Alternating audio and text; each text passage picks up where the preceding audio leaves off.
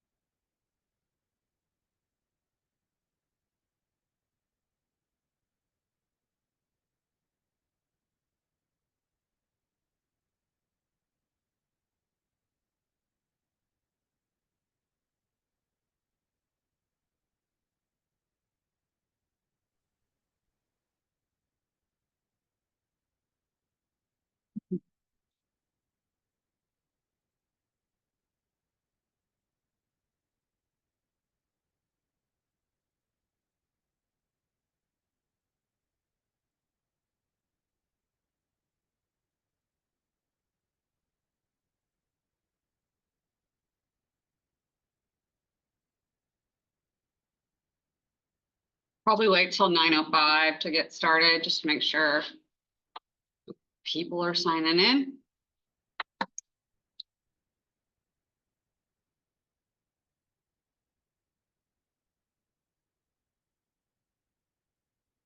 This is our last like lecture activity series before the unit 2 test. We know we have in lab today, we're going to be doing lab review. And then lab on Wednesday, we'll do the lab exam. And then Monday next week is the unit 2 exam. And then that's it until after fall break. So pretty much after this is all, you know, prep time for exams. So fall break is next week, right? Yes.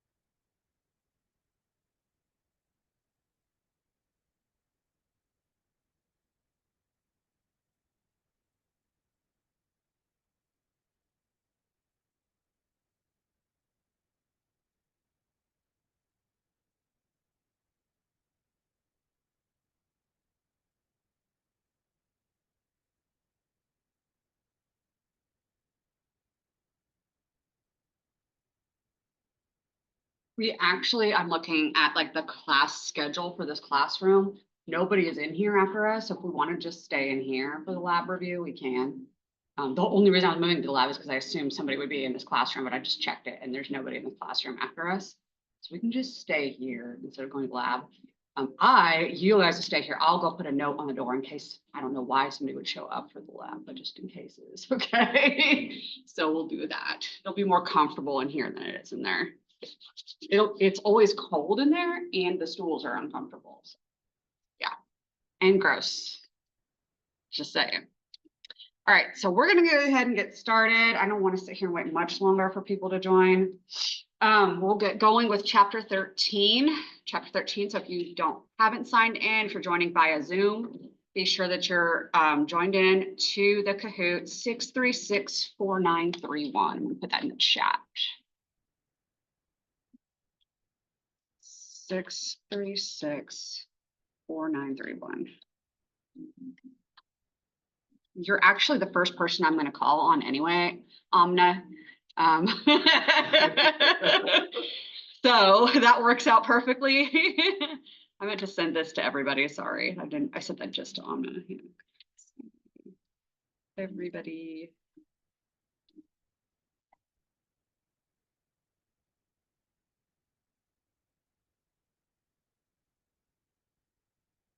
Zoom code. Whatever. Kahoot.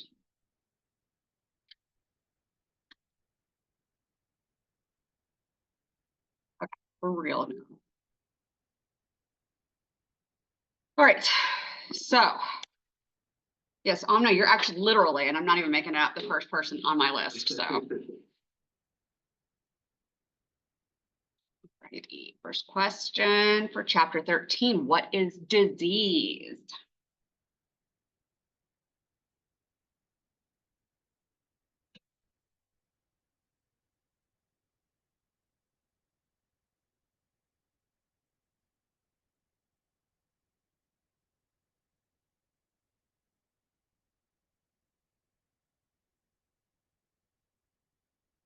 All right, so disease is anytime you feel unwell. Just word it that way. It's a deviation from your healthy state. Anything is. So we talk a lot in this class about basically like diseases being caused by infectious like pathogens. So those are microbes, but there are plenty of diseases that are not caused by microbes. And Amna, that's going to be your question. Can you name one disease that is not caused by a microbe? So it's just to remind everybody, get back into that line of thinking. We're not just like in this class, we're learning about infectious disease, but don't forget there's of course other diseases that are not. And so disease is not when microbes make you feel unwell, it's anytime you feel unwell. When you can only be treated with medical intervention. You guys ever had a cold? Did you have to be treated by a doctor for that? Right, so no. So not that either. In fact, we have some diseases that no matter what medical intervention does, it also still can't help you for some of our diseases. It might be able to help with pain and stuff like that, but it might not even be able to treat you for the disease. But there are diseases out there too that might not be able to be cured or effectively treated well by medicine. So Amna, that will be your question. Cancer would be, that's a good one. Cancer is a good one. Yeah, so even something genetic that doesn't have any antibiotics, that's a good one too. We'll say diabetes, heart disease, stroke, those are all disease, right? But, huh? Would HIV count? HIV would be one. I mean, obviously it's a disease, right? But it would be a microbe-based one. So yeah, here that question for Amna was specifically for non-microbe-based ones. But I mean, obviously that causes disease, right? So, right, good. Here we go. Next question, when resident microbes inhibit infection, what is that called? This is me watering down that question. When you have resident microbes basically preventing infection from taking foot, there's a term for that one.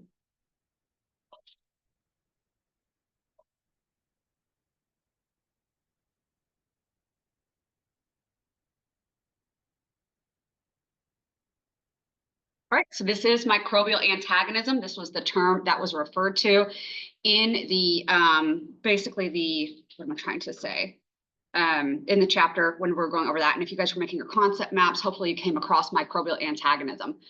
Essentially, my concept of this in the lecture, if you guys, when you watch the lecture, I know you're all going to watch it. I'm sure you already have.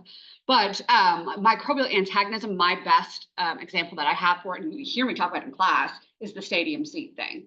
So if your body is basically a whole open stadium, some of the good guys can take up the seats so that the bad guys can't sit there. They also take up the nutrients in the area or even make potentially antimicrobial things like antibiotics that inhibit the growth of the bad guys as well. So that's microbial antagonism.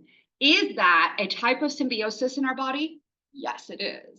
So that also applies there. What do I say about any question relating to this one?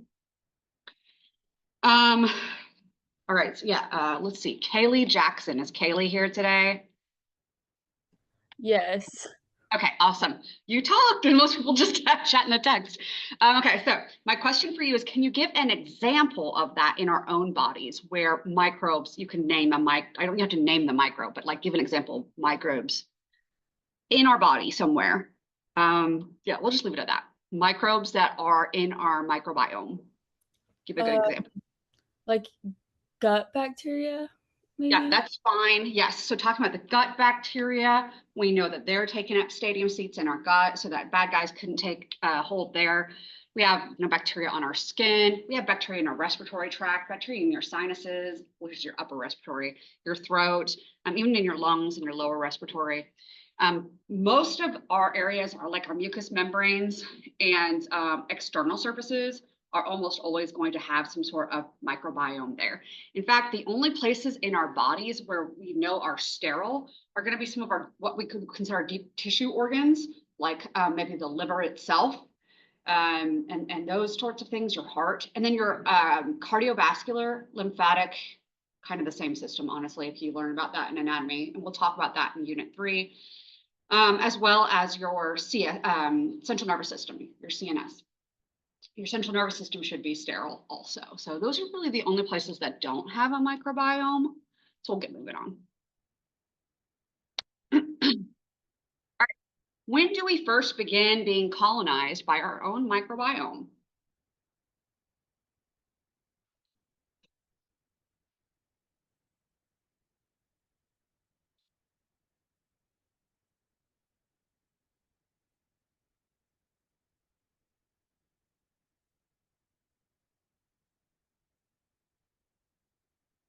Okay, excellent. I'm glad everybody was catching on that.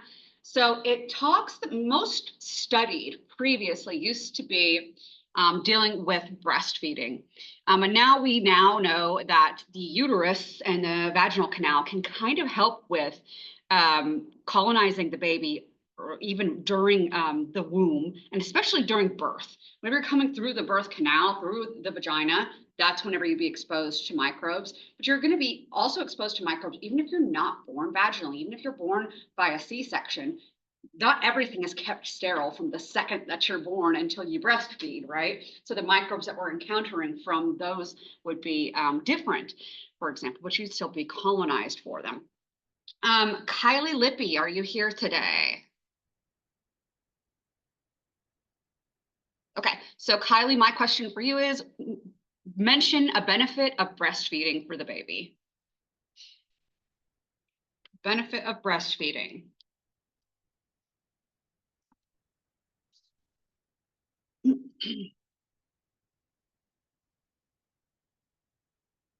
So yeah, so getting nutrients, okay, that's fair. I set myself up for that one. So I'm still gonna give you points for it, so no worries.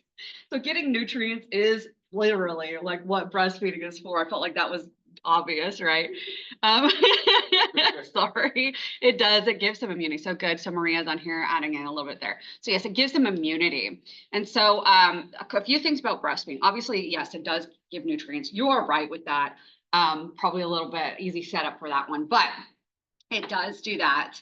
Another thing that it does is it provides antibodies. And in fact, babies don't have their own immune system until about 1 year to about 2 years old, somewhere I would say 6 months approximately to about a year and a half do we start having our own immune system. And that's why we don't really immunize babies until about 18 months, about a year and a half, because most babies might not even have their own immune system. And I mean that literally.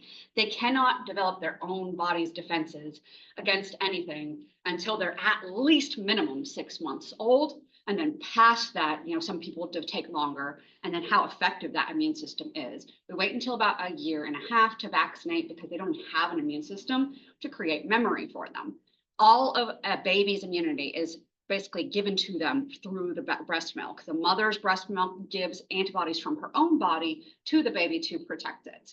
So it's not as effective as having their own immunity, but it is protective to some degree. So there's a little bit of a gap there from when you are born to whenever you have your own immune system, about approximately a year until you have a healthy immune system ready to be interacting with the environment. So we get immunity from the breast milk. We also get our biggest probably digestive microbiome. So we start getting our microbiome just from exposure through the vaginal canal and exposure to the area around us. But breastfeeding is also our first introduction to bacteria into our gut microbiome. And probably the most important part of a baby's life cycle in their gut microbiome is that breastfeeding process. You actually miss out on quite a lot of the benefits of breastfeeding and the gut microbiome if you are on formula. The bacteria that are found in breast milk help to break down the sugars in the milk that the baby can't digest on their own. And so they can actually get more nutrients out of the breast milk because of the microbiome in the breast milk. And then if you're on formula, that's actually part of the reason why babies who are on formula are more likely to be colicky, have digestive problems and stuff like that. So anyways, but yes, so big deal there was with breastfeeding. There are breast milks that are available that do have probiotics in them. So they do have the bacteria in them. So FYI, if you guys are going into healthcare and you're dealing with mothers, recommend breast milks that have probiotics so that they can, be beneficial to the baby in digesting, because otherwise having just formula without that can lead to digestive issues for the baby. All right, next question. What is it called when infection comes from within your own body and not introduced from outside? Came from inside of your own body. Trying to stick to easier questions today because of the online format.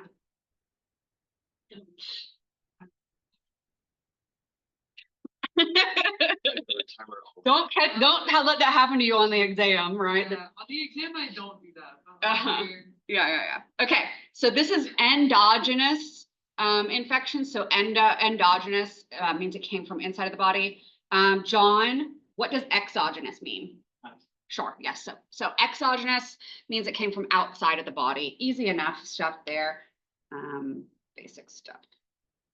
Just don't have a lot more to say about it. Next question. What is a virulence factor?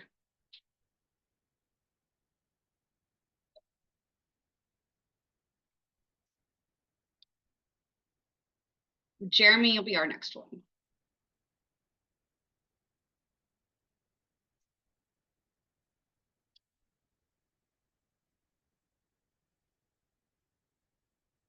All right, so this is anything that helps a microbe establish pathogenicity. In fact, we could even water it down more and say anything that helps microbe establish infection to grow in a host. So any trait of a microbe that helps that microbe do that. So my question for you, Jeremy, is can you name one thing that we talked about in the course that might help a microbe survive better in the host? Any trait, even the trait. Yeah, can you name one thing that we've talked about with any type of microbe that might help it with what we might consider a virulence? I'm bumbling all over it. I'll reword it one more time. Can you name one thing about microbes that we've talked about in the course that might be considered a virulence factor, would help it establish infection? It could be general trait even. So we'll let you cook with that for a little bit.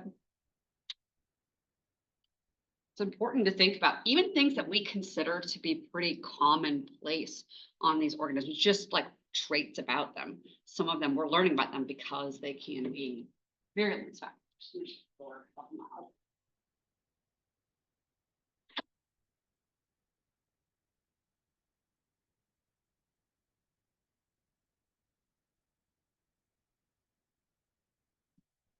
Any ideas? We can come back to you with another question. Yeah. All right, let's see, because I have a feeling. Yes. Yes. So things like having a thick membrane, or say glycomembrane, but like here, what Maria's getting at here is when we think about mycolic acid, so that wax that was on the surface of our mycobacterium that we tested for with our acid fast stain, which we're going to review again whenever we get into the lab stuff. So that mycolic acid, it's just a wax on the surface, but why might it be beneficial to the bacteria? It makes them more resistant to drying out, for example, and it helps them with, surviving in environments like that. More obvious ones might be having a flagella. It makes you motile. Having a capsule, it gives you that coating that helps you evade phagocytes and stuff like that. So those are some examples that we've talked about. Any toxins or even antibiotic resistance traits, all of those would count as well. Yes. Yes, it would be. So I'm going to give you a point for that. Endospores was, so for those of you online, Maddie suggested endospores. Being able to form endospores could be considered a virulence factor because it might help with the ability of that organism to get into a host somehow. So yes, so those all could be considered virulence factors. And we could think of them as just being traits of the bacteria, but hey, traits of the bacteria, why do they have those traits? Because it helps them survive. This is annoying. Usually the green thing goes up with it. There it goes. Because it's like right in front of the question. All right. We'll come back to you, Jeremy, no worries. Which of the following are signs?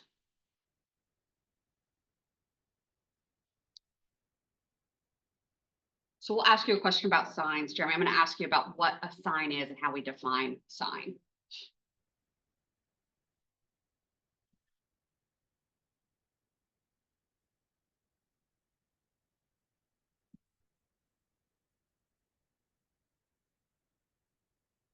I can tell some of us are looking through the choices, trying to decide if we think they apply. All right, so our signs here would be fever, swollen lymph glands, and elevated white blood cell count. I can tell that some people have not worked through these very much. No, not judging, but just saying, I can tell. Okay, so Jeremy, what is a sign? How would we define a sign?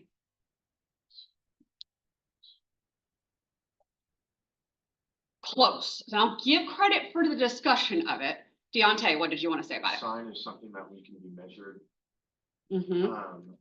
Yes, so that's good enough for me, Okay. honestly. I know you are welcome to go elaborate more. So Deontay, so Jeremy's getting to the idea of it. So I'm giving you points for it because it applies. It's like a symptom that we would use to basically qualify an illness. But Deontay got more specific with it, and that's a more correct answer. We must know the difference between a sign and a symptom. They are not the same thing. So I'm sure you can imagine what the next question is going to be. Which of the following are symptoms? Signs are not symptoms. Symptoms are not signs. And so Deontay's answer, and I haven't gotten to the chat yet, but I'm sure we're going crazy in the chat about it. Deontay's answer is that a sign is something that you can measure. And so again, that's exactly right. Can you measure a fever? Yes. Can you actually palpate swollen lymph glands? Yes. Can you take somebody's blood and measure their elevated white blood cell count? Yes. Can you measure nausea or exhaustion or pain? Only your patient can report those, right? And so we consider those, we'll come to in a second. I know I'm giving it away. We're going to come to them in a second. So just, let me cook this time. I'm going to check. I'm going to check the chat really quickly. Yes, objective. Exactly, Jordan. So that's exactly what our signs would be. Objective. You can measure them. Sign, like sign language. You have to see it to understand it. That's a good example too. I always think of like stop signs. You can actually touch and hold a stop sign as opposed to the other term, which was symptom, which we can't, yes, I don't know. So to me, a sign is a very tangible thing. Sign language, like Maria says, sign language is something you see to understand it. And you can't really say that about symptom, right? So the next question.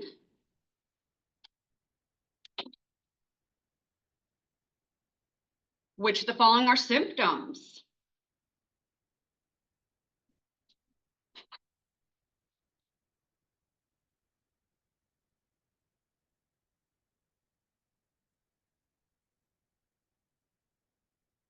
And Taylor Molly, if you're online, you're going to be my next.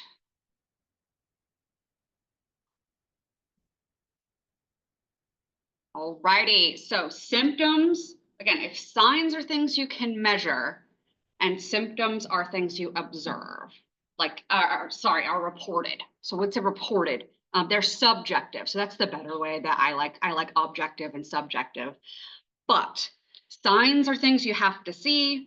Symptoms are things that are reported. They're experienced by the patient, but you can't really measure them here. All right, so we already said swollen lymph glands and fever were measurable, yes. Fatigue, you can't measure it. Nausea, you can't measure it. Pain, you can't measure it. So we're agreeing on that. But so my question for Taylor, let me see if Taylor's on here. Okay, right, okay, that's fine, that's fine. Okay, so we'll skip Taylor. Jimena. Oh, you're right there. Okay, sorry. I'm just assuming everybody is online. Sorry. Yes, you're right there. Sorry. Okay, so my question for you is, why is vomiting not a symptom? If nausea is a symptom, but vomiting isn't. And that's not incorrect on here. Because like you can see like That is literally why. You can see that the patient is vomiting. Yes, you can confirm it. Can you confirm that a patient is in pain? How? Can you confirm that a patient is fatigued? How? Can you confirm that a patient is nauseous? No, it's all just reported, right? So if you can confirm it, it's a sign. If you can't confirm it and it's just reported, it's a symptom. Exactly. So that's the difference between those two. Beautiful. Excellent. Good job, everybody. Killing it. All right, what is the term for lasting effects of an illness even well after it has been cleared? For example, you got polio and now you're paralyzed for the rest of your life. What is the term for that?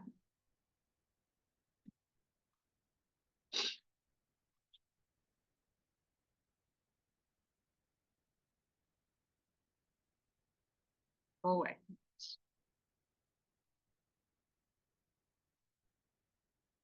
All right, so the term for this one is sequelae. Sequelae.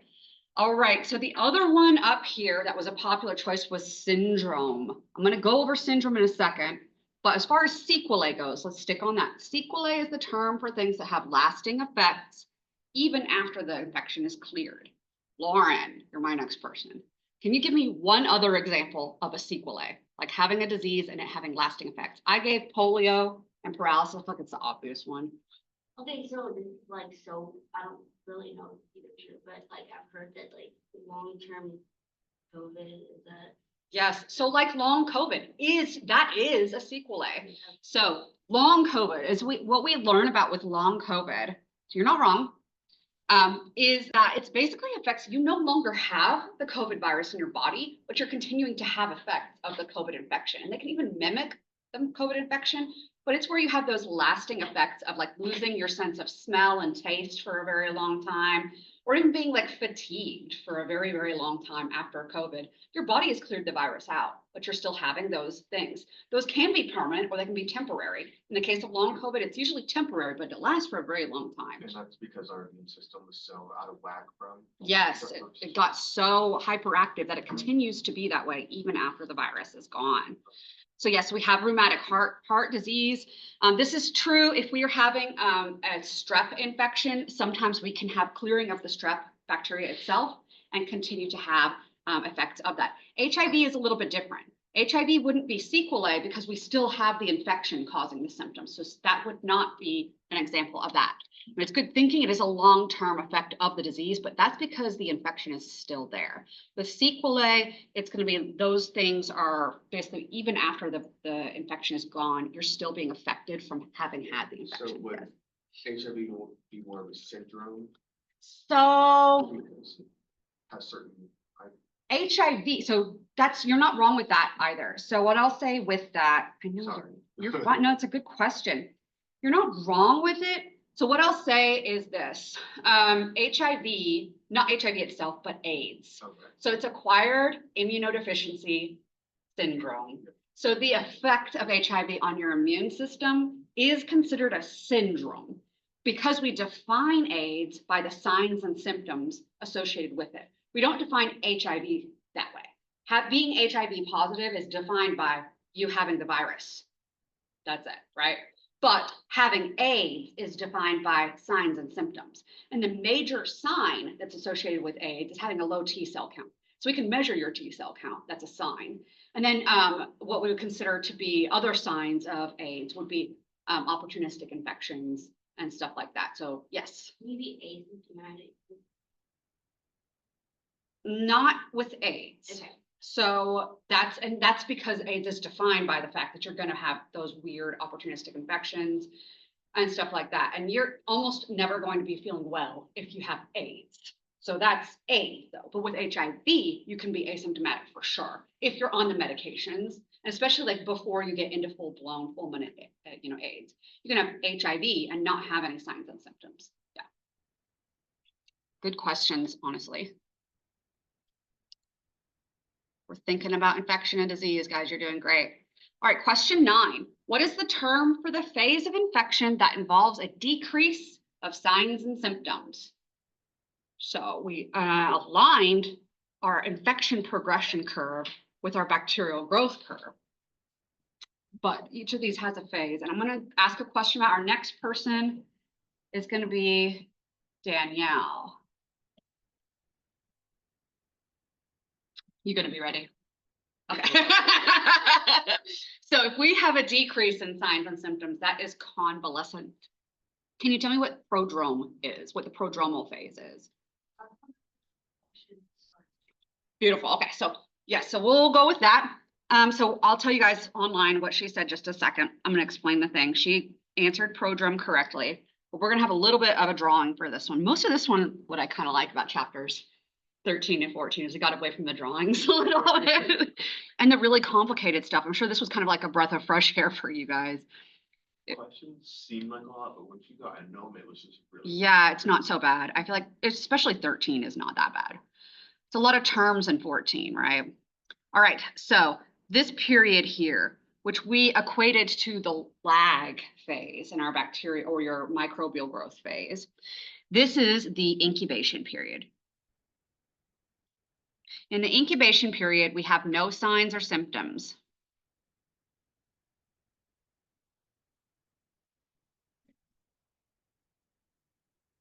This is because the microbe just got into your body and it is just now starting to get where it wants to be in the body, adhere to surfaces, and maybe just start multiplying. We haven't had really any indication that something is going wrong. Then in this first part here, this is what I asked Danielle about. This is the prodrome. The prodrome or the prodromal phase, same thing. This is when you have your first signs or symptoms.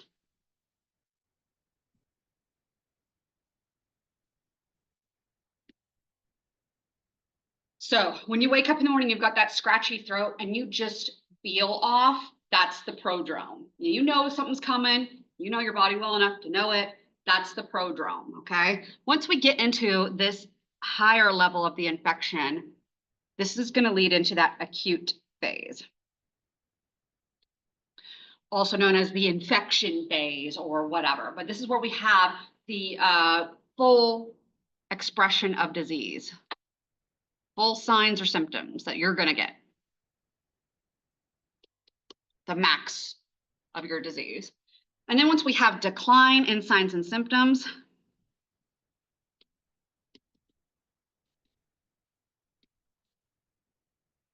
that's what this was, the convalescence. All right, beautiful. I should ask 2 questions about it, but whatever, we're good. All righty, beautiful. Let me clear the screen. Next question. Question 10, what is a fomite? So this is where chapter 13 really starts bleeding into 14 a little bit.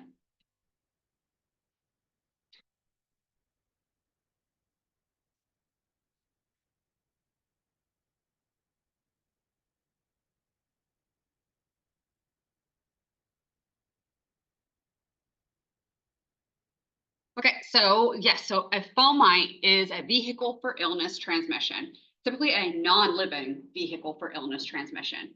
So again, I am up here doing all my talking, playing with my pen, gesturing with my pen and whatever. If I have, cholera and I haven't been washing my hands well or whatever, and now I get some cholera bacteria on the pen, and then you come up here, or Dr. Rhodes comes in here to teach next, and he uses the pen and he's putting it in his mouth and whatever, then potentially he could get the illness from me. Was the pen infected? No, I mean, the illness wasn't multiplying on the pen, but it served as a vehicle for the transmission. Therefore, the pen was a fomite. And so that's what that term is about.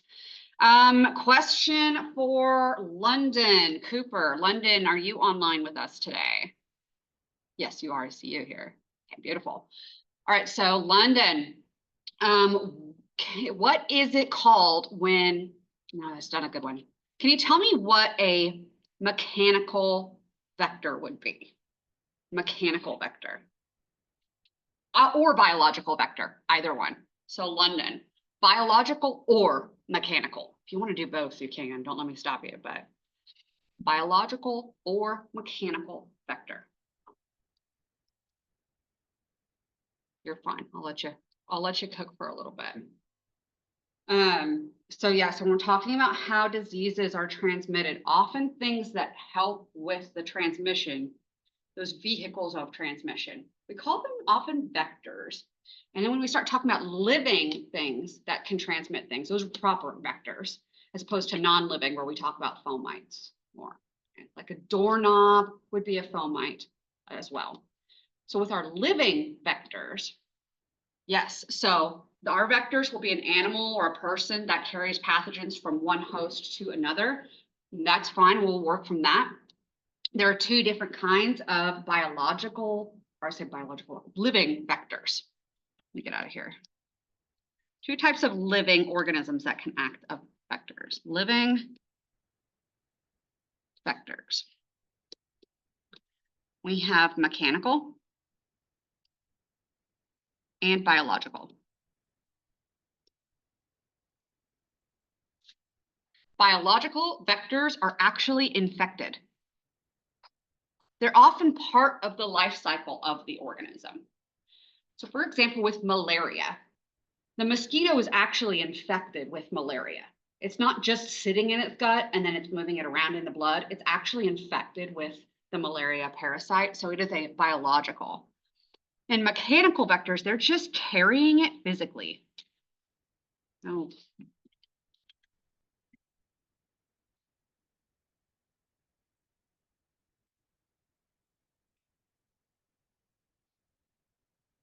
All right, some examples of these. Biological, if they're actually infected, we think of often mosquitoes. Usually if they're transmitting the disease, they're also typically infected. They're effective at transmitting the disease via mosquito. And the mosquito is usually also infected, all right? Another example of this might be birds with bird flu. See what we've got in the chat. Bats, okay, yes, bats can be infected and then transmit to you.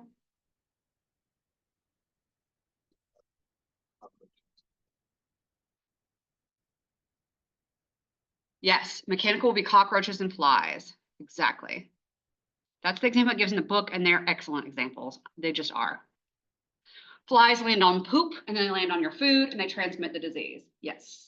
The plague, the rats that would carry it, they consider mechanical, and with the fleas considered. That is a good question. So the rats that had the plague, did they directly transmit the plague to us? No. So they're not acting as a biological vector directly that way, but they are acting as a biological vector for the fleas, right? So they did transmit the plague to the fleas. So they're a biological vector for the fleas. Now the fleas have the plague, and the fleas are a biological vector for us. Does that make sense? But they still need the rat fleas and the mechanical since they carry the flea. So we could say that the rat is mechanical for the flea itself, but not for the plague, because they're actually infected with it there. So so with the cockroaches and the flies, right? They're never actually infected with those diseases. They're just literally physically carrying them around on their bodies. And so that's the difference there. We could say that the rats could be mechanical vectors for the fleas themselves, but not necessarily the plague. Does that make sense? That differentiation? Good question. So yeah, so now that we're talking about this, you guys can see quite a lot of examples that we're talking about here and how would we apply them. We also see that a lot of times, a lot of our diseases are carried by biological vectors. A lot of them are. And in fact, any zoonotic diseases that exist in animals could be potentially lumped into those animals are biological vectors for us, right? All right, let's see one more before we move on. Sammy with us. No, she is. I didn't see your name. Okay, no, Sammy. Jordan, I know you're on here. I saw you talking. I feel like you said some stuff though.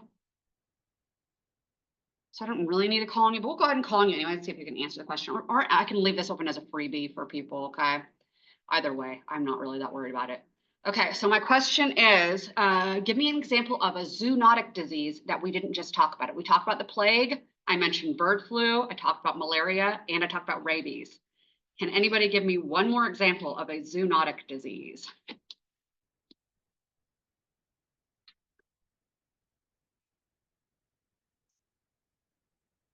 Yeah, we got John over here. I want to try to give somebody that hasn't answered yet a chance. Mad cow, not bad. Okay, I'll take it. Yes, I'll take it. That's a weird one. Yeah. Yeah, that's not a bad one. Jackie's got one too. Okay, Jackie, we're marking you off. Good one. Okay, so yellow fever is one that can exist outside of us, outside of people, right? West Nile virus also can exist outside of people, and it's transmitted by mosquitoes, right? Yes. Rabies. Rabies, yes, we talked about rabies. Bats, often a common reservoir. In the US, bats, skunks, raccoons, foxes, I'm trying to think, there was another one that was on the list that I can't remember.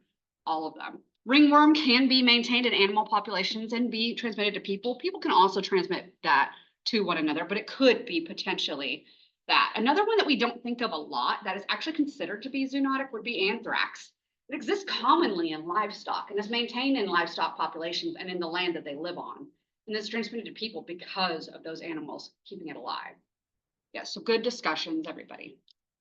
All right, so good job. Let's clear the screen. Let's go on to our activity. Let's look at our happy little podium first.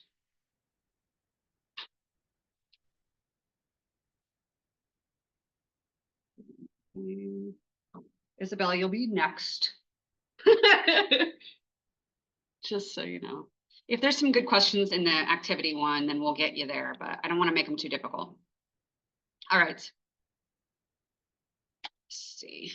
We're done with the confetti. I'm going to open up the next one so that we can just switch to it when we're done with the activity. This one's chapter 14.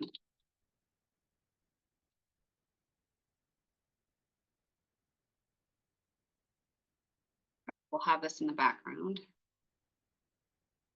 Okay, so chapter 13 activity.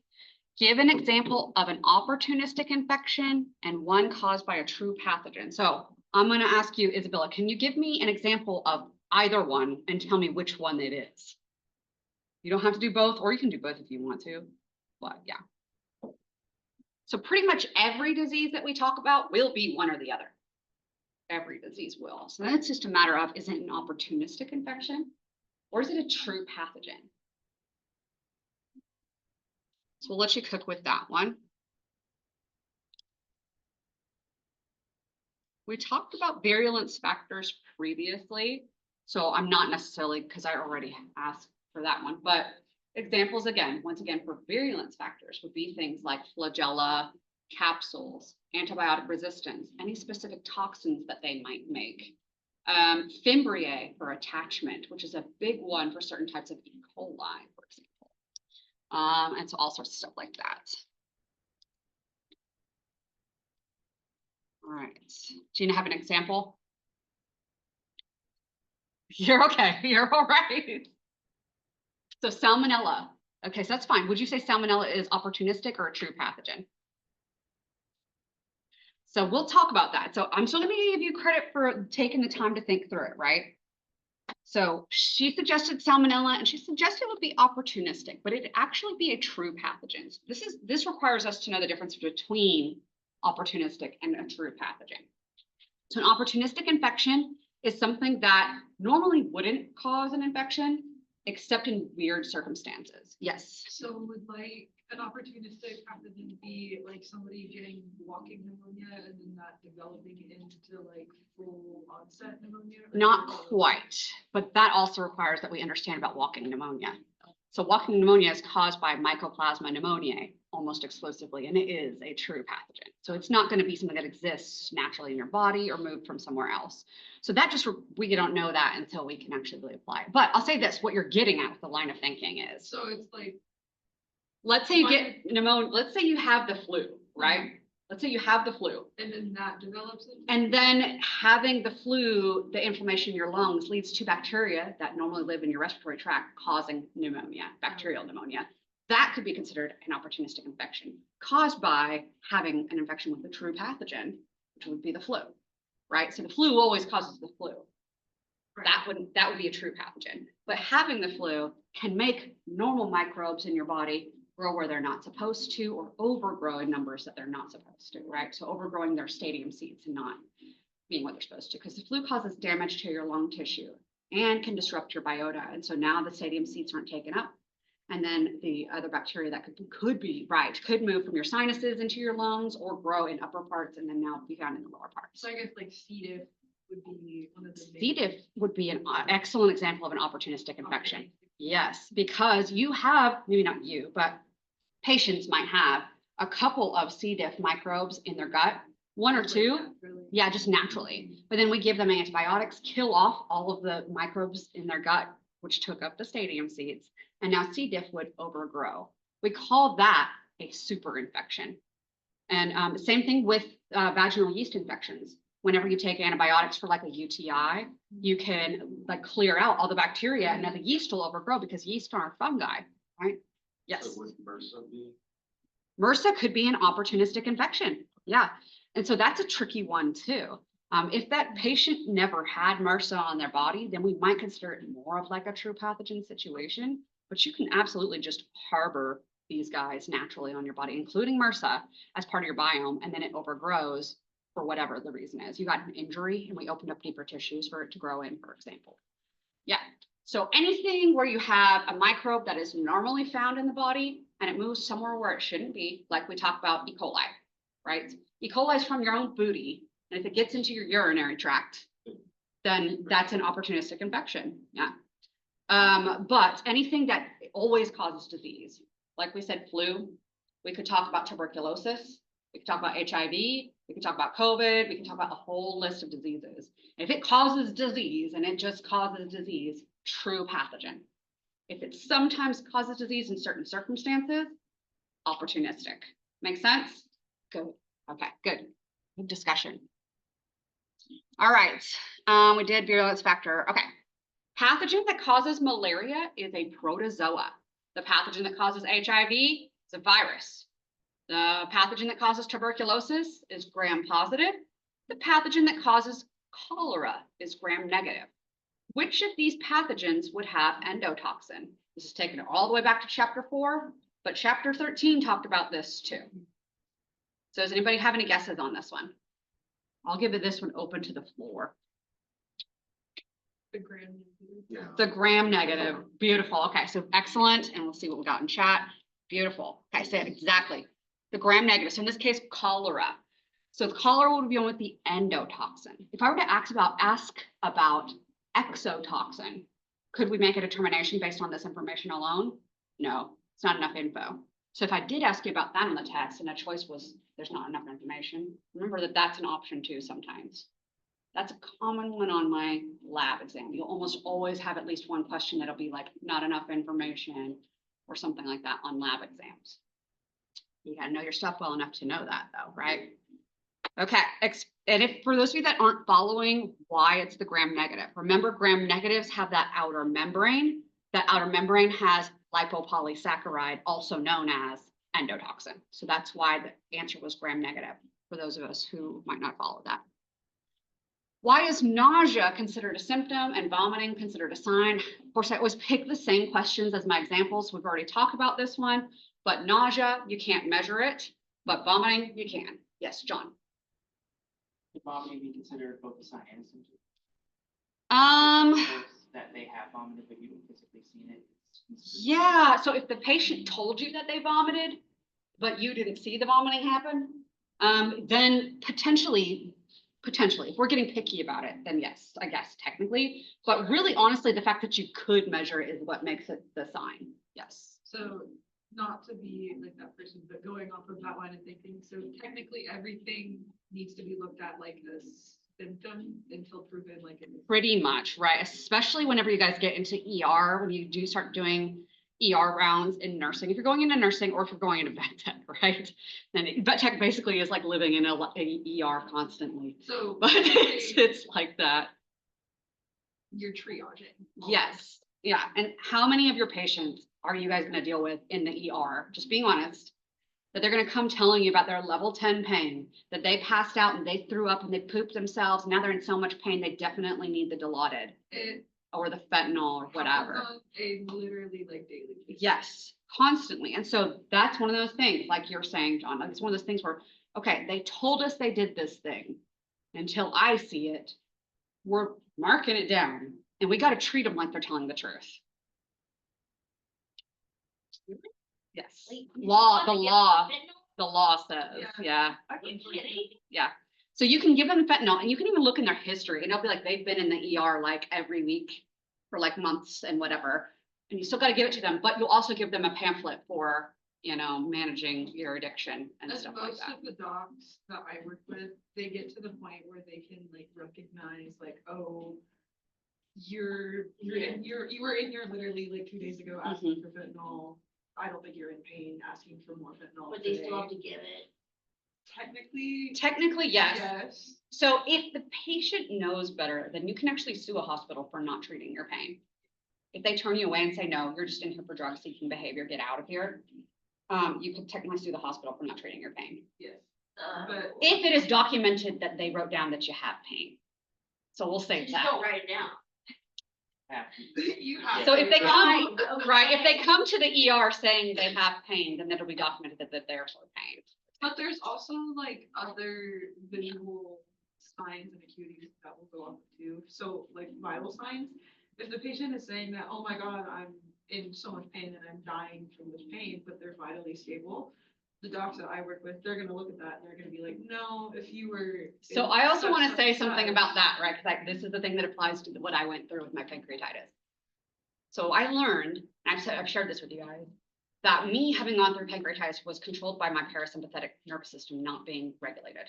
And so when I was literally in level 10 pain, I did pass out. I blacked out from the pain that I was in. My pulse was 60 and my blood pressure was 100/60 because my nervous system didn't know what it was doing. Like it was just so disconnected from the pain that I was going through and whatever, and the pain. Anyways, so not saying that that's common. That's actually really uncommon. Yes, I will say passing But- out, it's a very big symptom that we look at especially, but I'm talking more specifically about the people that come in and they're Yeah. like on their phones and they're Yeah. acting like, oh my God, I have so much pain. Right, yeah. If you watch them, and so I've been that patient in the ER, especially with pancreatitis, like once it has passed, like once I'm it's done and I'm not having the attack anymore, and now I'm waiting and I get put in the freaking waiting room with all the same people, right? For 3 or 4 hours straight. And the people that are complaining of intense pain, and they're sitting there when nobody's looking on their phone, like chatting, having this whatever time, a nurse walks by, but then when nobody's looking, that's fake pain. Yeah. Just say. So it's real. This is real. You're gonna deal with this in the hospital. Bad. That's the stuff that I was talking about, that like my docs, they are really, really good at catching. Yes. Okay, jumping back to, Yes. so we did LPS and gram negative will always be gram negative, right? Mhm. Have endotoxins. Mhm. How can we, since we didn't say we had endotoxins, is that why, or there's nothing deemed as like LPS? was not It's mentioned? literally, the LPS is also known as endotoxin. So if you have a gram-negative bacteria, the outer membrane has LPS in it. Like that's just part of the outer membrane of the gram-negatives. We know gram-positives don't have the outer membrane. So that's the distinction between that, right?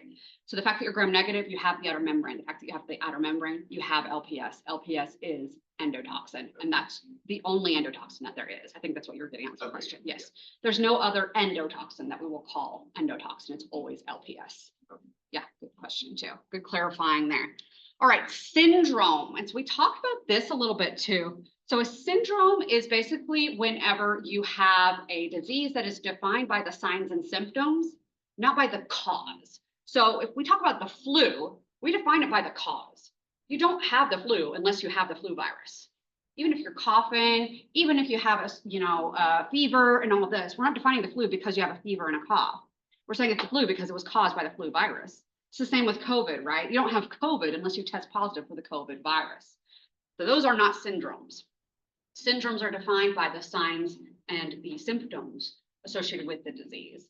So for example, the best one that I have that comes very obvious to people would be meningitis. So meningitis is defined by photosensitivity, also known as photophobia.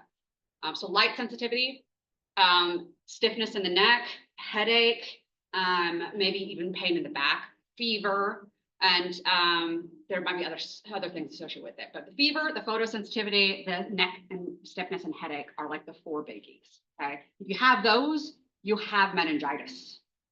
Now, what causes meningitis? A lot of things, a lot of different kinds of bacteria. We know there's bacterial meningitis. We know there's fungal meningitis. We know there's viral meningitis. There's all sorts of different causes of it, but it's still meningitis. And the real key of meningitis is that you're having inflammation of the meninges. That's what makes it really having those signs and symptoms associated with it. But inflammation of the meninges is a sign. And so, just saying, right? But, and so are all the other things that come with that. So does that make sense? Another one would be having a cold. If you have a cold, you don't have a super high fever. You might even not have a fever at all, but you feel like crap. You have a runny nose and a sore throat, and you might even have a little bit of cough and stuff like that. But those things that your doctor says, oh, you have a cold. Well, that could be caused by like 200 different types of viruses, but it's a cold. Cold isn't caused by one type of virus, right? So that's one that you guys already know about that, well, you just don't even think about. So syndrome is defined by the signs and symptoms. So is AIDS. Now, one of the things with AIDS is that it's only caused by having HIV, but it's not defined by having HIV. You can absolutely have HIV without AIDS. So those are not, you have to have HIV to have AIDS, but it's not AIDS until you have a low T cell count and you have certain opportunistic infections showing up. So that's a syndrome. So it's acquired immunodeficiency syndrome. Does that make sense to everybody? Okay, cool. All right, so that's it for chapter 13's activity. Let's get into chapter 14. Where's my thing that I want there? All right, make sure that we're signed in for the Kahoot. 636-4931 if you're online. Give you guys a minute, just make sure you're signed in because I know it kicks people out. We've got, next is Kaya. And then we'll do, see if K is on. And we've got Kaya. I just saw you signing K. I'm not seeing K. It's all right. Kaya, you'll be our next person. We'll come to you in a second. I'll try to, like I said, I'm trying to pick easier ones, but just be ready.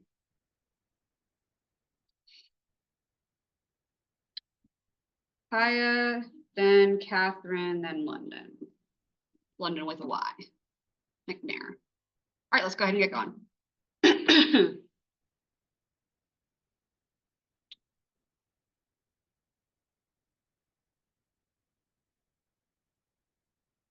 All right, who was Jon Snow?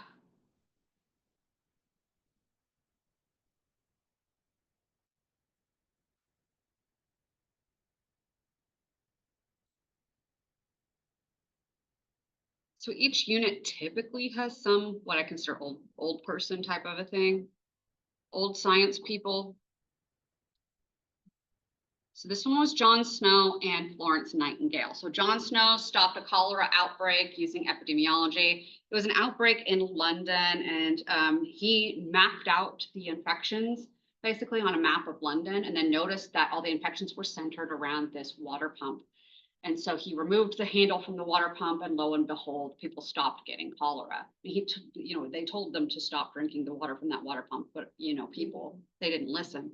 So he took the handle off. And this was in the early 1900s, to put this in perspective of how long it takes for people to know better. But yes, so that's Jon Snow. I don't really have a question yet about this one. I don't know what else to say about it.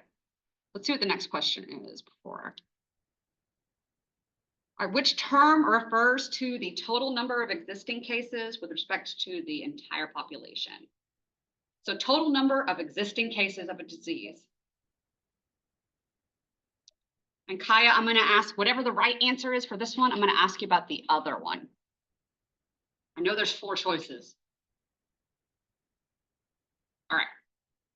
So this is prevalence. So prevalence has to deal with the total number of existing cases with respect to the entire population. Kaya, my question for you is, what is incidence? Because I feel like incidence is a similar term, but it relates to a different part of it. I don't want to give it away too much. So we'll say that. And I will say one other thing. Morbidity rate and incidence are the same thing. They're interchangeable terms. morbidity rate and incidence are the same. All right, so I'll let you cook with that. Oh, okay. Yes. Okay, so number of cases over time, and I'll accept that answer, but more specifically, it's over a specific time, right? So she says over time, and it's going to be the number of cases in like a month, number of cases in a week. How many COVID cases did we have monthly? So whenever we have the CDC and the World Health Organization to come out with like weekly or monthly morbidity and mortality rates for diseases, right? So it's like this month, how many COVID cases did people get? Or this month, how many people died from COVID? So for example, so that's in a month. And so that's incidence. But if we're talking about how many people have this disease right now, that would be prevalence. How prevalent is it right now? And so total cases of that disease versus how many cases in a month or in a week or in a day or whatever, that would be incidence or morbidity rate. Okay? This is flashcard time, man. Chapter 14 is flashcard time. So be sure we get to go to work on those terms. So good. We'll accept that. All right, next person is going to be Catherine Fields. Just FYI, so you're ready. All right, which type of outbreak occurs when pathogens come from a single source and all victims are exposed at the same time? This one is a tricky one. If you haven't read up on your terms, you might get tripped up on it.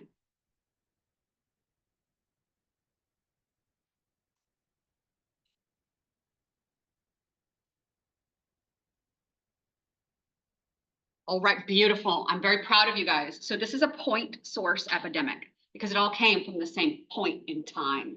That's what the point really is referring to. So my question for Catherine is going to be, I'm assuming Catherine's on here. I didn't even check. Yes, you are. Okay, beautiful. Okay, so my question for you is, let's make it a little bit easier. Let's get away from these two. What's a propagated epidemic? Propagated, the red one. Propagated. So while you're cooking with that, and I'll wait for you to cook, no worries, with propagated epidemic, I'll talk about common source versus point source. So point source, we were all exposed at the same time. We all know it was from that one incident. So if I come in here hacking up a lung with COVID and you guys end up with COVID, it was because you were all exposed to me at that time, at that one time. But if we were talking about John Snow's cholera case, multiple days, people went to that water pump and it was one source of infection over a period of time. Then that is a common source. Does that make sense? So the point, focus on a point in time. But common source, we can even consider point source epidemics. They came from a common source, but it's that point in time that's the difference. Common source, one source, but over a period of time. Make sense? That cholera case is the most obvious of them. So Catherine, I hope you're working on propagated epidemic. We are going to move on.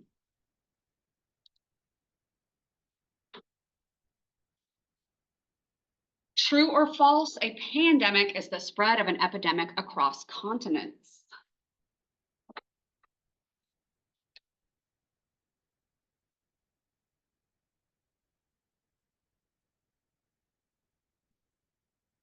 All right, so this is true. That's really quite literally what a pandemic is. When you have an epidemic, and an epidemic is defined as anytime you have a pathogen at rates higher than what's expected in an area.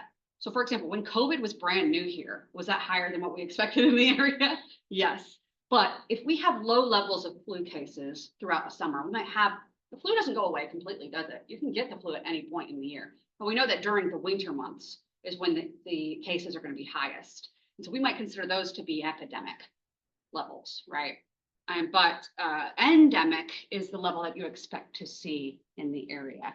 So what we might consider to be, what is our endemic level of Ebola here in Oklahoma? 0.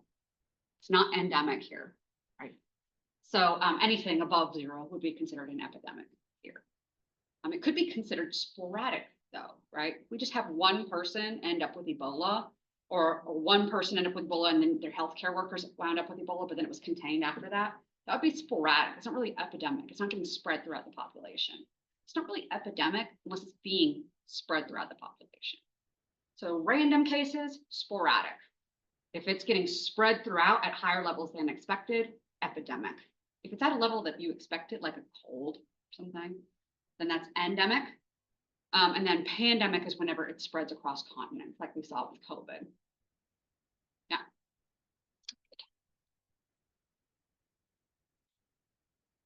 All right, infectious agent that can be communicable from person to person over time. Yes, so you're right. Yes, so we're not wrong with this. What I will say, I'm trying to mark you off here. So that would be what we would consider something to be contagious. But when we're talking about that previous question that I gave to Catherine, which was dealing with propagated epidemics. So you spread to person over time. That's correct. You're right in the wording. But to be a little bit more specific is that it's maintained in the population. So it's spread to person. I know that's what you were getting at with your statement, but I just wanted to clarify it. Is that it is maintained by spreading person to person. So colds. If colds are always going around, people are the ones causing it to spread around. That's a propagated epidemic. Right now, COVID, it's propagated by humans having COVID and it being spread around. So that's a propagated epidemic now. It's a propagated pandemic, honestly, right? Because people are continuing to keep it spreading around across continents. Okay, beautiful. Good. All righty. London McNair will be the next one. Which term refers to a disease that exhibits a steady and expected frequency over a long time in a particular place? So I just talked about this. If it exhibits, sorry, this is not your question, by the way, London. We'll get to your question in just a second. If it is at a steady expected frequency in a place, that's endemic. Endemic. If it exceeds that expected frequency, it's epidemic. Okay, so we're going to go to a different question. There's so much to ask about this chapter. I don't want to get stuck in that. What aspect of a test is related to a low number of false negatives? This gets so many people, these ones. So we'll have a little review of this.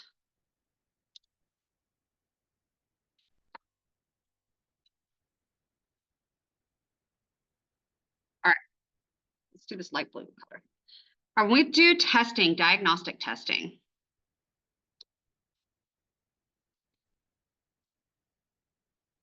there's two basic differentiators of our diagnostic tests based on their kind of effectiveness and how well they work with one another, or how effective the tests are, we'll say that.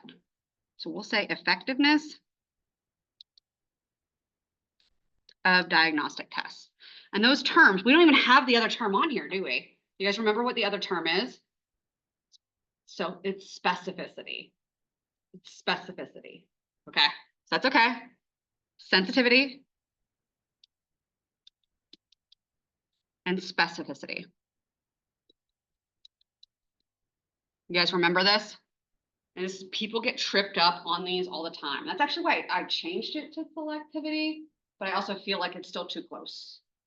But sensitivity is the ability to detect even small amounts.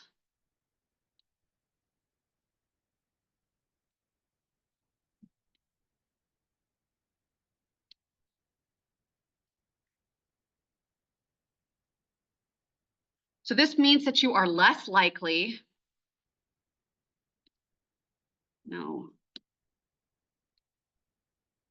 to call something negative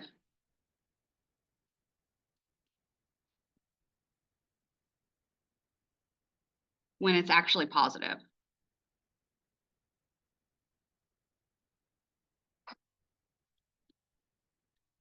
So that is what a false negative is.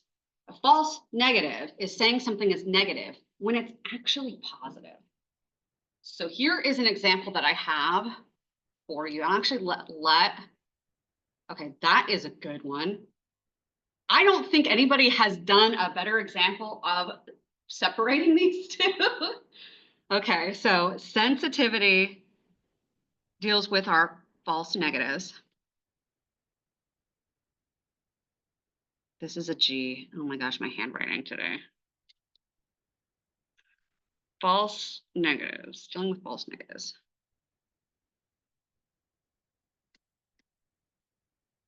And specificity is basically low false positives. Now, if you had a test that you're running on a patient, the recording will be posted later. The recording will be. I always post these recordings in the discussion area on Canvas, like in class sessions in there. So, but yes, that will be, but not like a chart of this. I can't say like the screenshot, but you're welcome to take a screenshot if you're online. Yeah, and you guys can take pictures too, of course, if you're in person, right? So anyways, sensitivity. Okay, what was I getting at?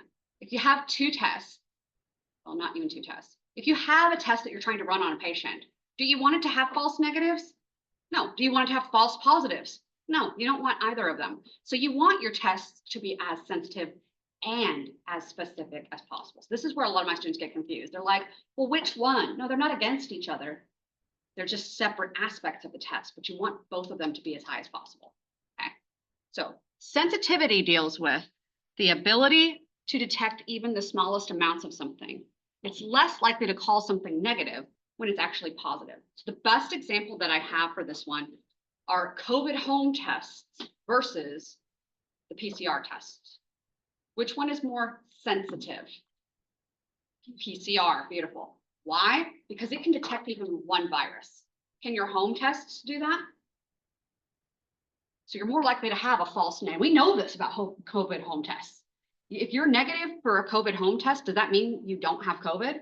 Not necessarily, right? If you're positive for a COVID home test, you're almost certainly positive. But if you're negative for a COVID home test, you might still have COVID. It just didn't detect it on the home test because the home test isn't as sensitive. The PCR test, however, can detect even one virus particle. Make sense? Okay, so that's sensitivity. Specificity has to deal with, I'm just going to give you credit, London, for being here because I don't know if I'm going to get to the question or not. I know you're on here. You've been on here the whole time. So sometimes we do that. All right, specificity. I want to be sure I give her credit for showing up because yeah, she's in class, right? I saw her. We all saw her name on there. London McNair. All right. You were here. We saw you. I might ask you a question in a little bit, London. I don't want to get so far ahead of myself with the talking and not give you a chance. Okay. Okay. So specificity is the ability to detect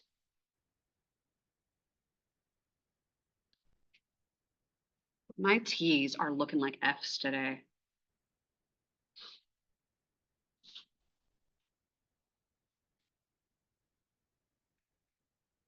Only the true thing you're testing for.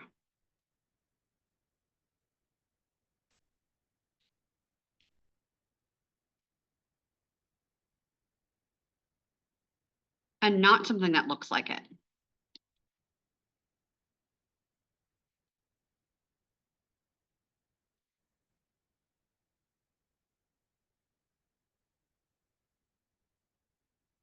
So here the more specific that you are, the less likely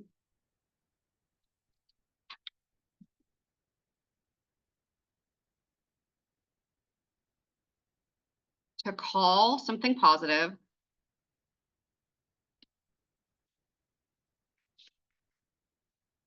when it's not actually positive.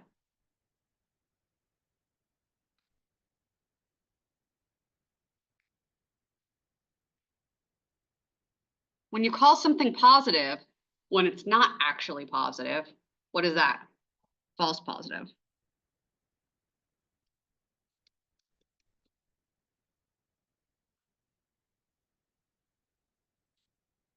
And this was the distinction that Jordan put up there between the sensitivity.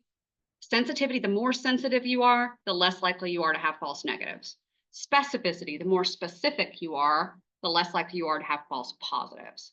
So I have a good example of this one because some of the tests that we do, it's just gets more complicated and I don't want to try to confuse somebody. But some of the tests that you do, you might end up saying that you're positive because it looks like something else. If you're doing antibody antigen testing and your antibody isn't as specific to this as you thought it was, and it sometimes recognizes other things instead of the thing you're targeting, and that could lead you to have a false positive, for example.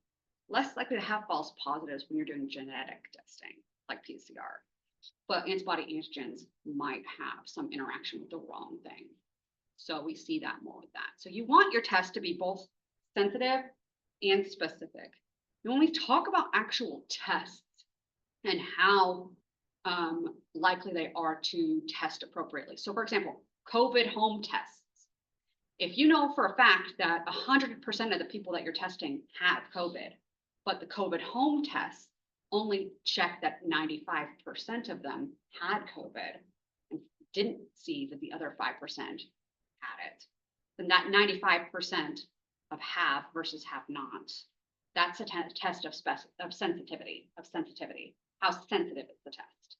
If you're looking at a measurement of like, okay, we had a group of 100 people, half of them had the flu and half of them didn't, but 65% of them tested positive for the flu, that's a test of specificity. Make sense? Okay. Obviously 15% tested positive whenever there wasn't a correlation there. That's what I'm saying. So sensitivity versus specificity, be able to apply them to those types of scenarios if we have questions like that on the test. Yes. Because people get really lost. I'm going to leave this one up for a second in case you guys wanted to take a picture or whatever. All right, next question. What are Koch's postulates used for?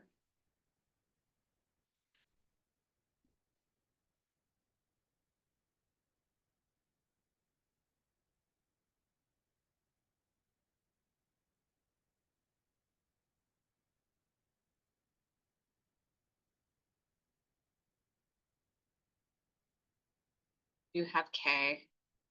All right, K, we didn't get to you either. All right, Koch's postulates are a test basically that exists to determine the causative agent of something, not the best way to prevent the spread of the disease. So what Koch did, Robert Koch, what he did was he could take like, oh, you're infected with something. Let's take a swab of your throat or whatever, and then put it into a mouse and then culture it out of the mouse and then put it into another mouse, and it came with the same disease that you had, and therefore this is the thing that caused the disease. So that's how he determined the causative agent of a certain disease. Now, it's not something that we use directly as commonly now, but it is how back in the day we discovered a lot of causes of diseases, including he discovered the cause of anthrax this way. So basically using like, oh, you're sick with something, can I culture it out of that person and then mimic the disease somewhere else? Yes. Why do we use rats? It was just readily available back in the day. It's not really what we would, so they reproduce fast, right? So that's one of the big things. We don't only use rats though. So it depends too on the disease. Like some diseases mimic just fine in rats. And if it can be mimicked just fine in rats, then it's easier to maintain rats than it is other types of animals. And then other diseases, maybe it only, doesn't do good mimicking in rats. We might use rabbits, or we might, and there's plenty of diseases where we also might use dogs or monkeys or something like that. So it just depends on the disease. For example, HIV only infects people. That's it. And so we can study SIV in primates and then use that information that we get in primates to mimic what we see in people. Hepatitis, for example, that can infect people and monkeys. So we can use monkeys as an analog. We can get even further and further away to study some other diseases. Basically, like just depends on what types of animals it can infect. And if we need to actually work with the live disease or not. Many of the diseases that we study now, most of the research is done on cells and not even on animals that much anymore. If you need to work with the whole live disease, then you need to work with the whole live disease. That just is what it is, right? But yeah, it's not a bad question. All right, I'm gonna clear the screen of this chicken scratch.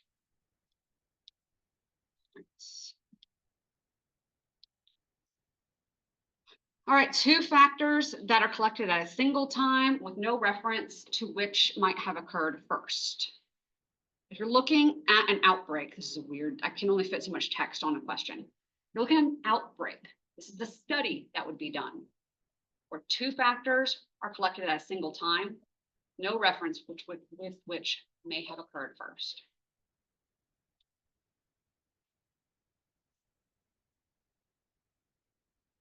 Right, so this is going to be a cross-sectional study. Case control, so this is the other thing with our outbreaks that we have going on here. And Kay, I have you as being here too, so no worries. So here's our outbreaks, our outbreak studies.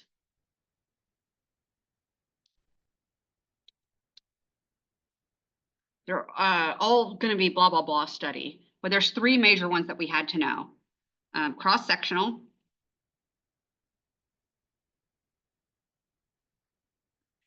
case control, and cohort. Obviously, those are our three choices here. So I'll tell you guys online. I'm going to ask Kay. No, that's not fair. We were supposed to come to London first. London, sorry. Can you define what a cohort study is generally, while I talk about case control and cross-sectional? Cohort for London. All right, so cross-sectional, we are taking a look at factors at a given moment. You've decided on what factors you want to look at in that moment, okay? In case control, you're comparing, and it should be in the name, this is where people get lost. You're comparing cases versus control group. What's the control group? The non-sick, yeah. Cases are people that have the illness, the haves. And the control is the group that doesn't have it, the have-nots. I can say, okay, you know, we've got an illness coming out. These people are not sick. These people are sick. Now we compare factors between the two. Okay. And we will let London tell us about cohort. Oh, you're London. We told you that. You did tell me that. I got so lost in the thing. I'm so sorry. I was like looking at the other London on here and I kept thinking like, I'm so sorry. Okay. Yes. Yes. Okay. Go ahead. I'm sorry. Yes. Yes. Thank you. Over time. I'm so sorry. I got so caught up in there is an undo button this whole time. The more you know, guys. Okay. Sorry. Overtime. Overtime, and it's usually over long time periods. And the best example I have for this would be how it'd be like lung cancer. So you have a group of people that are non-smokers and a group of people that are smokers. Let's wait for 10 years and see how many of each group ends up with lung cancer. So that would be a cohort study. That's an obvious one. And so that's not an infectious disease, right? But you could also track people like this is how we could also track certain sexual groups or something like that. Is there actually a higher risk for the gay population to get HIV compared to the straight population? No. So you could actually take right. Yes, that's 90% exactly. are heterosexual. Thank you. Yes. So you could actually take that sort of information and say, okay, we could track non-infected straight versus non-infected gay and see which are more likely to get the disease. You could also do a look at case control as well for those different populations. So different ways you could look at it. Do you want to watch to see if they get the disease, or do you want to take the cases and the controls and see which populations they fall into, and et cetera. So there's not actually a correlation with that, and I'm glad you brought that up.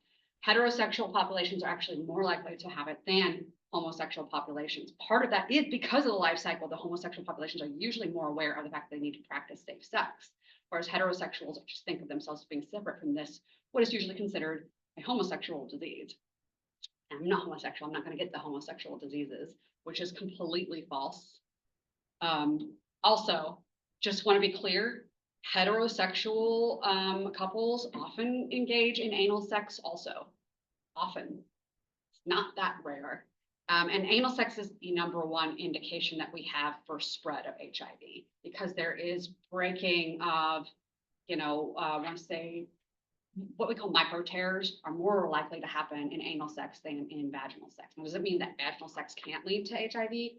Absolutely, it can lead to HIV. It's just an increased incidence with anal sex compared to vaginal sex, which due to the nature of that. So, and if you're like sitting here thinking like, oh, I'm not comfortable talking about this, just wait until we get to chapter 24. It's about to get real. We're gonna talk about a lot of the stuff with our sexually transmitted Just infection. like here in Oklahoma, for example, we've got so many like homeless people that come into the hospital. Excuse me, yeah. With like disease. I mean, just All drugs. sorts of Yeah. diseases Yeah. and drugs, and they're all having sex with each other. Yeah, They are. no, literally. Facts, yeah, facts. There's this Facts. one, like, not to be gross, but there's this one patient that we regularly get, and she has a stoma. Oh, like, on her no, body. please. It has. Is this gonna go where I- tested positive for the- That's what I was gonna say. Is this gonna go where I think it's gonna go? And it did. It Yeah. did immediately go where I thought it was gonna go. Anyways, that gives me the hope that I have for humanity just thinks when I hear things like that. Those of you who are online that didn't hear that, you are lucky, and just trust me when I tell you that. But it doesn't surprise me either. What term refers to how many susceptible people on average that one infected person will spread to the infection to? Right. Yes, you're infected. How many people are you likely to spread that to?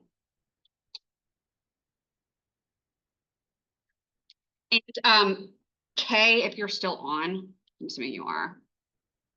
Yes, you are. Okay, Kay, your question is going to be define herd immunity. Define herd immunity. So Kay, you're going to be responsible for herd immunity. And you have time to look it up, so no worries. All right, so this term that we're focusing on here is R naught. R naught has to deal with the number of people that you're likely to get infected if you have a disease. So if I have COVID, how many people am I likely to get infected? And so the higher the R naught, the more contagious a disease is. So this is a measure of how contagious a disease is.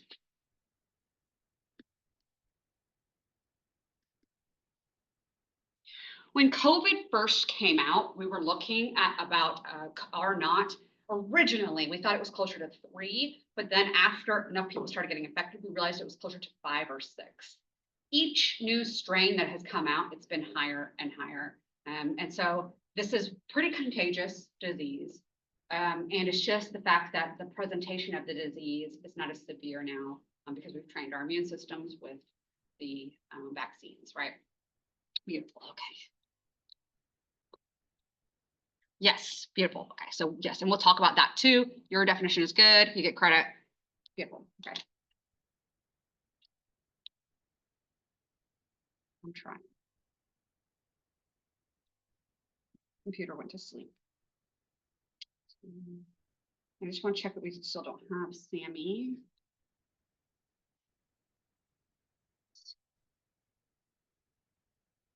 Sammy's not also here, is she? Okay. Not like I'm completely overlooking everybody. Okay. And we know that Taylor said she was going to be on a different one. All right. Okay, so R naught is a measure of how contagious something is. How many people are you likely to infect? The higher the R naught, the more people you're likely to infect, and the more contagious that disease is. We would basically be measuring how contagious a disease is.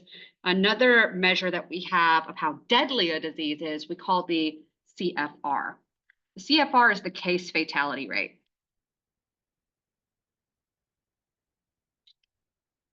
How deadly is the disease?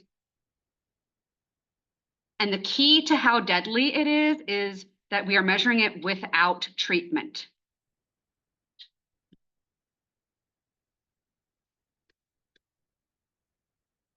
As it turns out, the two highest CFR diseases that we know of at 100%, yes, rabies.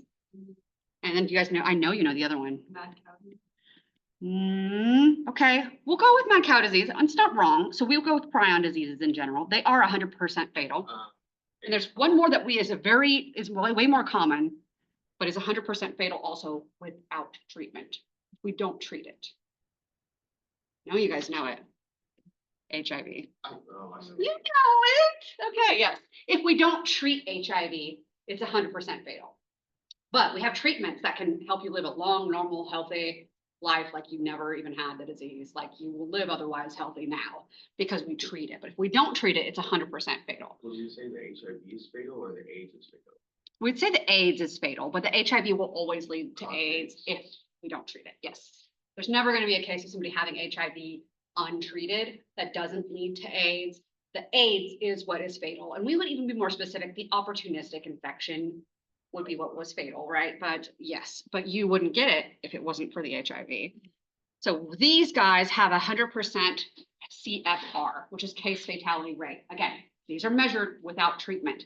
And as we have said with rabies, once you have signs and symptoms of rabies, it's 100% fatal. There's no treating it. So if you're waiting until the signs or symptoms to treat rabies, you're done, you're cooked. There's no getting that person back. It's 100% fatal.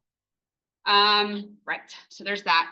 Kay answered for us what herd immunity is. And this is, herd immunity is the idea that you can have a portion of the population, not even the whole population, vaccinated to give protection to the unvaccinated. Is that like with COVID and Oh, yeah, let me tell you about this. Okay, so really more commonly, this is more or less dealing with, like, I feel like this is obvious with measles, right? So you need 95 to 97. It depends on what you're looking at numbers wise. So somewhere around 96, we'll say. 96% of the population has to be vaccinated for measles in order to protect the non-vaccinated portion of the population.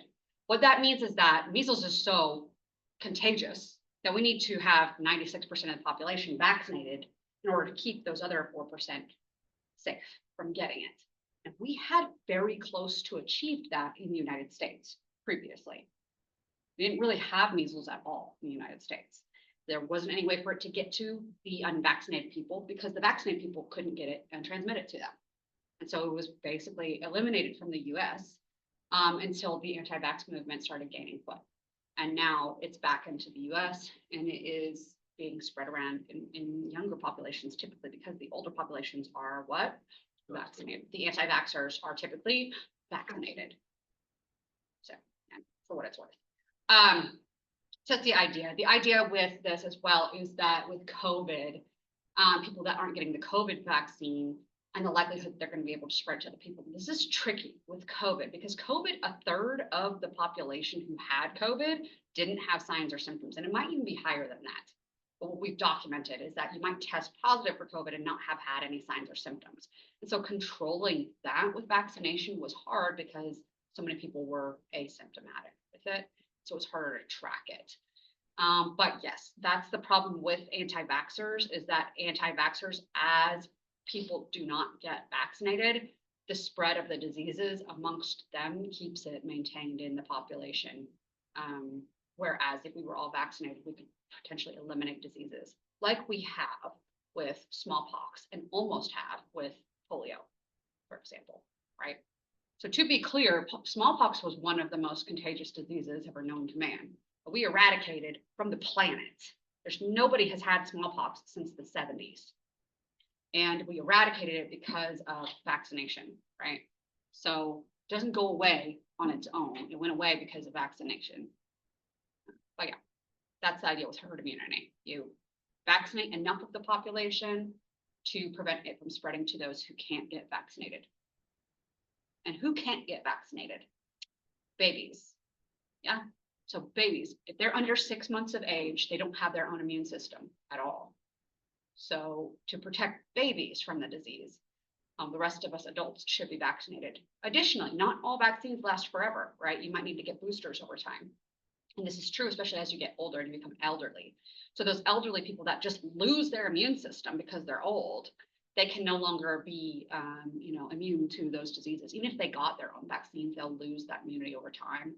And we can't reboost them because they're just old. Their immune system is failing them. So it's typically going to be babies, old people, and then also people with immune disorders, genetic issues like that. And potentially people that have religious reasons for not getting a vaccine, which is a whole other discussion, right? Any questions about that stuff? Okay. Good. Good. Everybody's doing great today. All right, last question for the chapter, case fatality rate. I just covered it and just erased it, but.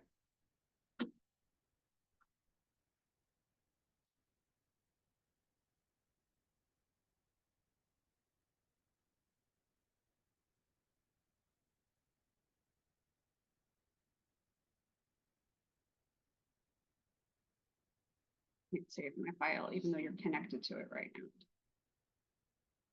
Let me take a picture of it. All right.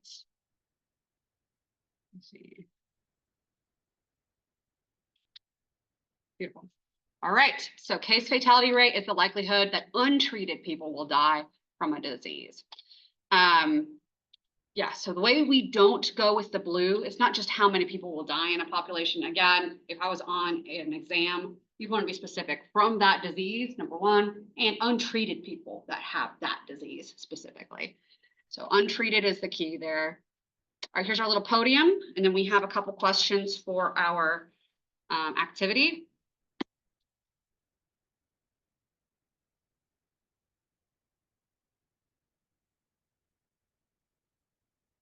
All right. Good job, everybody. All right, so our activity today, actually, because we know we're going to come back to the lab thing, right? Find a new Kahoot.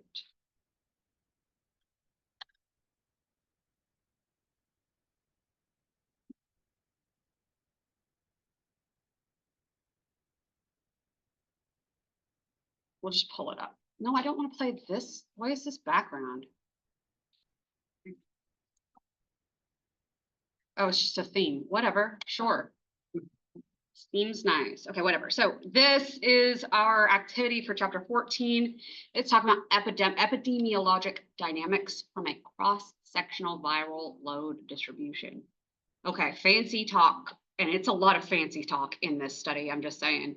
And it starts off, if you're talking with epidemiologists, you guys, it's a lot of math. It's statistics. And that's what they look at a lot. And so here they are doing cycle threshold values from reverse transcriptase, quantitative PCR. So this is basically doing PCR for viral infections and looking at like the frequency cross-sectionally. So at a specific point in time, do they have positive or negative PCR test? That's the idea of this. Okay, so we're moving on. Explain why this style of study is considered cross-sectional. This is because we're looking at a point in time and looking, do the people have the PCR positive or not, basically. We're not saying take positives and negatives and then see if they have this. Take a single point in time and testing a whole 100 people just randomly, and then do they have the PCR or not? So we're not comparing positives and negatives. We're seeing if people are positive or negative. And that is an aspect of that trait of our cross-sectional study. The study uses PCR to look at patients' viral loads of SARS-CoV-2, so COVID here, and correlates that with their symptoms also. So if we have a bunch of people, if they have signs and symptoms, and are they also PCR positive? So, but you know, we didn't check before if they had the disease or not necessarily. What factors aside from viral load might also affect the severity of symptoms? So this might have to deal with basically that person's health outside of their viral illness. So do they have any other comorbidities? This is how we would talk about it in medicine, right? So comorbidities, do they have kidney illness? Do they have any other sort of disease? Not just viral load of COVID, but potentially, do they have other secondary infections? Do they also have strep throat? Do they also have flu? Do they also have RSV, which is actually pretty common, especially in the beginning of the outbreak? How old are they? Their age might be a factor because their immune system might be stronger the younger that they are and be more able to fight off the infection. So we're not just only want to look at severity of symptoms. We might want to look at other factors, comorbidities that are associated with how likely they are to be able to fight off this disease as well. Do they have any immune disorders? Are they pregnant? Stuff like that. The study uses cross-sectional data as a predictor of epidemic trajectory. Why might this not be entirely ideal? Again, it's not looking at comorbidities. Yes, go ahead. What is it because, the cross-sectional only looks, sorry, with no other data brought in, it just looks at that time. Yes, it just looks at that time. It doesn't give us a sense of what happens over time and the likelihood of people, how quickly they're going to recover. It isn't giving us any data about necessarily, I don't know if it does, but it could be leaving out data of what's going on with that population. Did they do this in an inner city type of population, a low income population, or are they only doing this, in, upper, level income type stuff? That sort of stuff. So this doesn't give us the big picture of everything that could be affecting the outcome of these patients, right? So that might not be ideal there, looking at only these particular things. And it doesn't give us any sense of what happens over time and the situations, comorbidities, where these people live, what types of housing they're in, what type of care they're getting outside of anything else. Could also be predictors of how likely they are to recover or even spread it to other people, et cetera.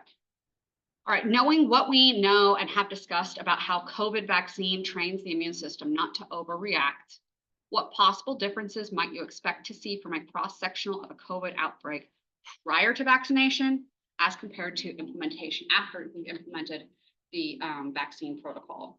This is a pretty easy one, I feel like, to think about, right? Comparing what COVID was like before vaccines versus after vaccines. We saw higher incidence of severe symptoms, more respiratory distress, more people being put on ventilators and stuff like that. Now that we've trained our immune system not to overreact, are people still getting COVID? Yes, probably at just as high of a rate as before, but it's much less severe presentation of the disease. Briefly summarize what a case control study might look like when investigating a COVID outbreak.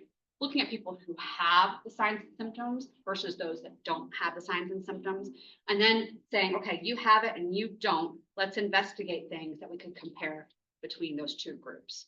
You have it. Who have you been around? How many people have you interacted with? What have you eaten? Where have you eaten? And all these things that we could draw out information-wise. They're different. They give you different types of data. They're both useful, but they give you different types of information, right? Make sense? Yep. All right, beautiful. So that is it. All right. Yes, antibody amount. So that's another thing too. We could look at antibody amount of these patients. So we could even say with our case study thing, we could take the people that have the disease versus people that don't have the disease. I mean the disease, you have the signs and symptoms. You have signs and symptoms, you don't. Can we look at antibody levels in those patients and see if they have antibodies to COVID? And then compare that to that situation. Is that a potential thing that we could investigate? And I can promise you that they have looked at that. We won't get into the depths of all that information, but the idea of looking at that and taking big picture stuff from different aspects, they're just different things. They're different ways to approach the disease, right? And so we can look at that way. Okay, excellent. So we'll be done with the lecture stuff today. Everybody who was here in person or online got credit for attending today. So beautiful job. And we will join again for the lab at 11 a.m. And we will do that in SB 101. And I will put a note up at the lab too, in case there's any. We'll stay in this room, our regular lecture room, SB 101 for that. You're welcome to just stay on Zoom. I'm not going to quit Zoom or anything. So if you're going to stay for the lab thing, you can just stay on Zoom. I'm just going to stop the recording so I have a different recording to post. Otherwise, I'll see you guys at 11, and you guys can take a break if you want to. You don't have to stay here. But 11 is when we'll start.